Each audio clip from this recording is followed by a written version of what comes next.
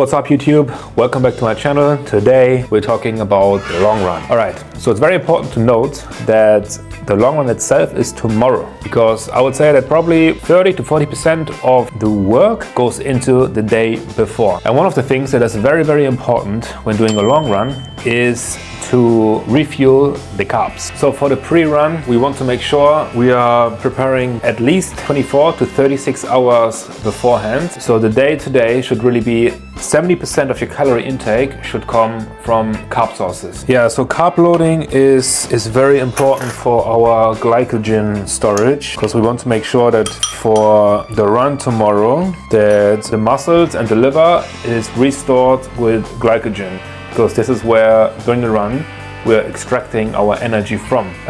But I think runners would generally agree that on a big carb loading day you have either pasta or pizza. Yeah, I would really say for any run or competition, just eat the things that you know sit well in your stomach and you won't have any problems digesting them. And then we've also got the planning aspect, which is on the day before I like to already hop on Google Maps and just check, okay, where and how and when do I want to run. So I highly suggest not just going out and run and hope that you are back home at your target kilometer. That usually just doesn't work, so make sure you have a plan where you want to run. Alright, trust me when I say everything is easier when you're organized. So here I've got everything that I need for tomorrow. My yoga mat where I do some pre-stretches, lacrosse ball and foam roll. And then tomorrow for the run itself, I've got my vest, headphones, some dates, 2 dextrose, 2 more gels and electrolytes that we'll put in the water in here.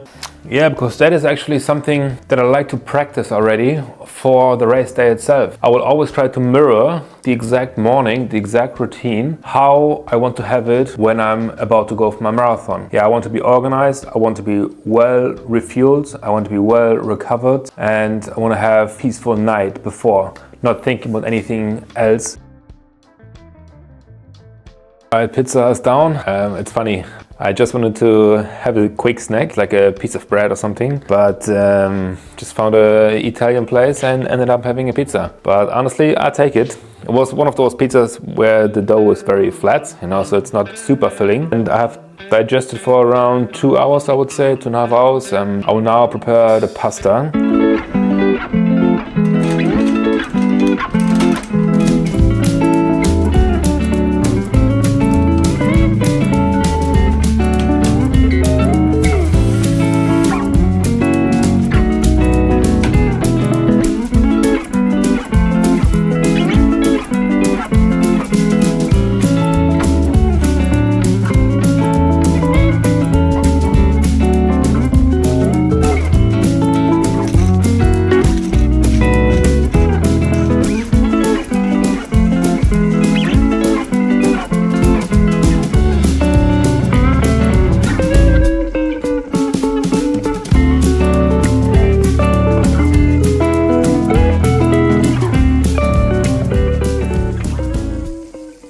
I never understood those people who don't eat the skin of the salmon. I feel like that might be more delicious than the salmon itself, but only in combination. Now with pizza and pasta, I should be very well fueled. At a long run, it happens quickly that you burn 3,000 calories and you have to take it from somewhere. So don't be afraid thinking you're overeating, because you will burn all of that very quickly.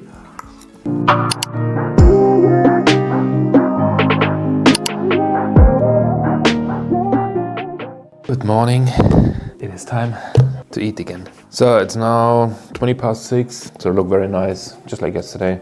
So yeah, I'm gonna eat now and then I'll probably digest for a couple of hours.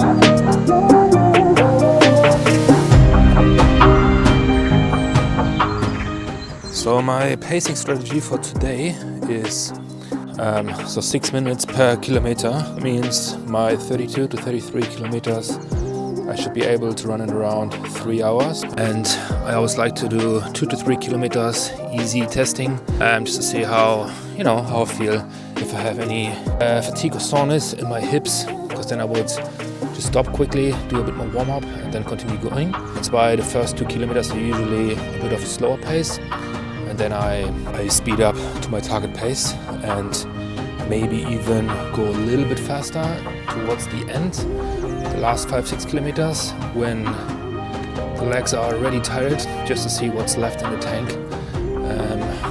That will be my strategy for today. 3 kilometers in, feel pretty strong. Have a bit of a runner's knee on my right knee, but nothing that would stop me.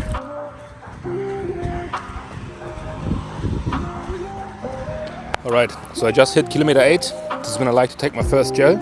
And the second one at around kilometer 16, 17, so every 8 kilometers. Now is also the time that I feel properly warmed up and then back on the road.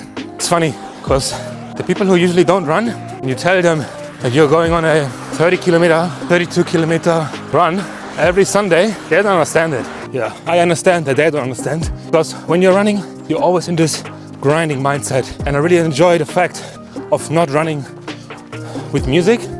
It's just you versus you out here. You're constantly here with your thoughts, thinking about solutions to the problems you have in your daily life. That's what I really enjoy about doing long runs. You need to focus on something.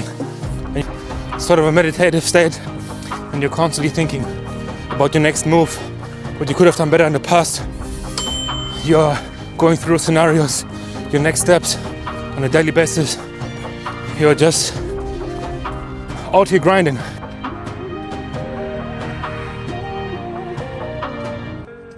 One piece of advice that I have experienced the hard way is when you are running a marathon and you're hitting the half marathon mark to 21 kilometers, it's very important to not think about the next 20, because now it's the time when things start to hurt.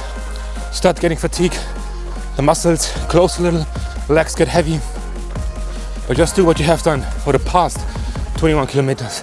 Envision yourself having already finished the marathon, the food you're gonna have. Don't think about the next 20, because that's hard. You will start looking at your watch more often. Time doesn't pass as fast anymore, and every kilometer is a pain. And your smartwatch is becoming your worst enemy, not your friend anymore.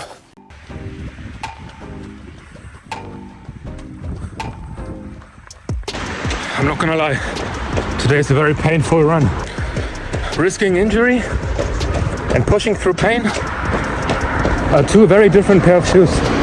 Keep that in mind. Pain is really part of the process. Makes you stronger for the next one. It's my choice. I have signed up for this marathon, so I am committed. I have committed to my training schedule. I have committed to run those long runs every weekend. So you've got to stick to it. Some runs are just naturally easier than others. But I've got 2 more kilometers and I'm gonna push through. So the run is over, 32 kilometers. It is not fully over yet. Something that I find very important is to do a bit of stretches afterwards. I know that this is a topic that is heavily debated, whether it's good or bad, because during the run and during any physical exercise, you're breaking the muscle fiber. Some argue that through stretching, you're breaking it even further. For me, honestly, I feel good when I stretch. My hips, my groin, and the key muscles that have been used. So I'll just show you a few key stretches that I like to do, and I do them for 30-40 seconds each. One leg is extended, the other one is angled, and then you just try to go slowly back and forth exactly there where it hurts. It should be a nice stretch in the hamstring. If it hurts, just stop. If it feels good, do it a bit longer. Then another one I like to do is where you go on your back. You build a triangle with your legs and you go through it and you push your left knee, in this case now the left knee a bit towards you. You can also extend your neck and you just hold a little bit. Gives you a nice stretch again in your hamstring. Then next I go on one knee. One foot is on the floor, and I also extend a little bit. I go back and forth, so you have a good stretch in your thighs and also in the opposite groin. You can also extend the opposite arm of the leg and rock a little bit back and forth again. You also do this for both sides. You can also do it to the side. Just make sure you don't overextend. Yeah, just go to the point where it still feels good, not where it starts hurting. There you should stop. You just sit on your feet and you also go backwards with your back, so you have a nice stretch in your whole thighs. So you're gonna do this. Next one, what you want to sit on your toes, so you can really feel a nice stretch in your toes, which feels fantastic. And next I would stand up and you just do a circle movement with your lower back, because from all of that running our lower back has really suffered. I would say 45 circles each side. Then also the classic where you just extend your arms, maybe also go on your toes again, and then also do a little bit for your calves. So the right leg is extended now. That's the stretch for the right calf. You can also go slightly back and forth, only to the point where it still feels good. So this is what I would do after every run. And then don't forget to refuel. And this is how the post meal looks like. We've got pulled pork, rice, salad, and alcohol-free beer. We've got good proteins, complex carbs, and some vitamins with the salad. But that's not going to be enough to cover all the calories that I've burned, obviously. So there's more to come during the day. But this is within the first 30 minutes after arriving that I have this meal.